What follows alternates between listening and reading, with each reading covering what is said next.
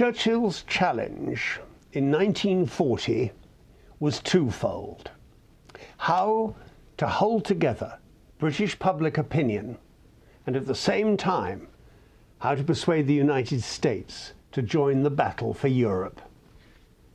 On June the 4th, 1940, he gave perhaps his greatest speech, great because of its dramatic appeal and because of its lyrical, almost poetic cadences, but above all great because of its context. Remember that in the summer of 1940, it was possible, even probable, that a vote taken by the British cabinet would have gone in favour not of war, but of appeasement with Adolf Hitler. Anti-Jewish feeling was common.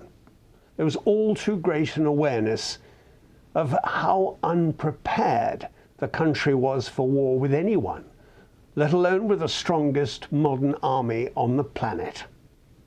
Churchill's speech to the House of Commons that day was, as much as anything else, a preemptive takeover of the cabinet till then and its divided convictions. "We shall not flag or fail," he said. "We shall go on to the end. We shall fight in France. We shall fight on the seas. We shall fight with growing strength in the air. We shall defend our island, whatever the cost may be." And then, before a stunned and silent House, in Britain's darkest hour, and after a pause, Churchill roared out his defiance. "We shall fight on the beaches. We shall fight on the landing grounds. We shall fight in the fields and in the streets. We shall never surrender." But there was one more target for the lion's roar. Sitting in the press gallery overlooking the British Parliament was Ed Murrow, head of CBS News in Europe, who had been stationed in London since 1937. Already a celebrity through his regular broadcasts to the United States from the basement of the BBC, Murrow had become an informal friend and advisor to President Roosevelt and enjoyed ready access to and respect from the British Prime Minister, desperate to persuade the United States President to join the war effort against Nazi Germany before it was too late, and no less desperate to rid his own country of the negative influence of the increasingly disliked ambassador, Joseph Kennedy.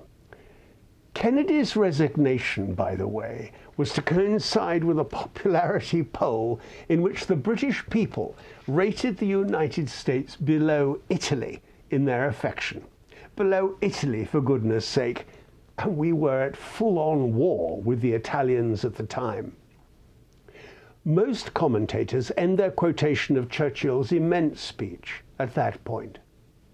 But what elevates it to a special level is what the great man said next.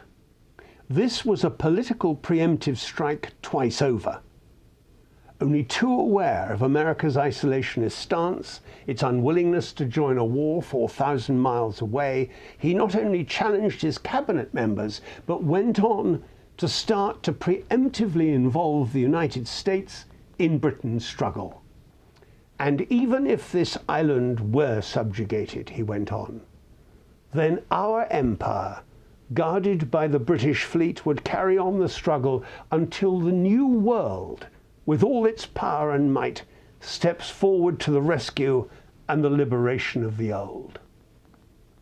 Whilst Churchill was looking for support for an ill-prepared Britain, ironically at the same time, the United States faced the same challenge. It was in no better shape itself. It needed a trustee as ambassador, not an adversary. And America, however big and clumsy a bear you may look at times, has a knack of getting it right. And you replaced Kennedy with arguably the greatest, and certainly the most loved, ambassador to Britain, John Winant. We're talking today about the men who helped Churchill as he tried to lead a reluctant Roosevelt towards a commitment to war. About two talented young men, Winant, the new ambassador, and Averell Harriman, the head of the United States Lend-Lease program. This is the story of how these two joined a third, Ed Murrow, to become the informal bridge between the embattled British leader and the reluctant president, of how they worked successfully to combat the tyranny of distance between the two countries and between their leaders.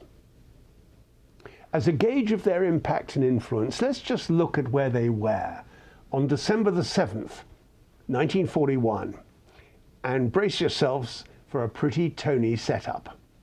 Wynant and Harriman were having dinner with Churchill at Chequers, the great Tudor mansion that is the country retreat of British prime ministers.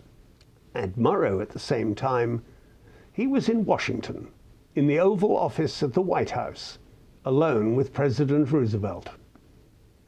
And this day was perhaps to mark the pinnacle of the trio's achievement. It had been a long and grim house party at Chequers, and then a dinner growing grimmer by the hour as Britain's war losses grew. And then Churchill's valet, Sawyers, came quietly into the dining room. "Excuse me, sir." Churchill looked up. "The BBC has just announced that Japan has attacked Pearl Harbor." Churchill, Wynant and Harriman rushed to call Roosevelt and Murrow. In an early draft of his memoirs, Churchill records how they received the news with exultation, nearly dancing for joy. Indeed, according to John Colville, the Prime Minister's secretary, Wynant and Churchill sort of danced around the room together. And that night, Churchill wrote he slept the sleep of the saved. America was in. England would live. The rest was logistics. Churchill once said the secret of his success was KBO, or keep buggering on. Well, in 1941, Britain was still buggering on. But Denmark, Norway, Belgium, Luxembourg, Holland and France had been destroyed. FDR sent him a note, and no Churchill was going to miss the opportunity. "What," he asked the House of Commons in London that day, "what is the answer I shall give this great man, this 3 times elected head of the free world? Here is the answer I shall give President Roosevelt. Put your confidence in us." And then in one of his characteristic, heart-stopping, almost operatic changes of pace, "We shall not falter or fail. We shall not weaken or tire. Give us the tools and we'll finish the job." I could go on. He coined expressions that live with us today: the Battle of Britain, the Battle of Atlantic, the Iron Curtain, just 3. And finally, in this summary of a speaker of speakers, a wordsmith of genius, what of his romantic side? There was never any doubting his love for Clementine, his wife. They wrote to each other often. And which lady amongst you would not keep precious the letter he sent her in 1916? He went to the front in Flanders, knowing he'd probably be killed. Remember, life expectancy then was about 3 months. "Do not grieve for me too much," he wrote. "Death is only an incident.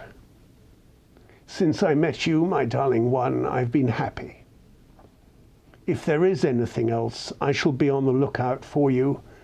And meanwhile, look forward, feel free, rejoice in life, cherish the children, and guard my memory. God bless you. Goodbye." And she returned that love. She lay her wreath on Winston's grave at the end of it all. Her granddaughter heard her quietly say, "I'll be with you soon, my darling."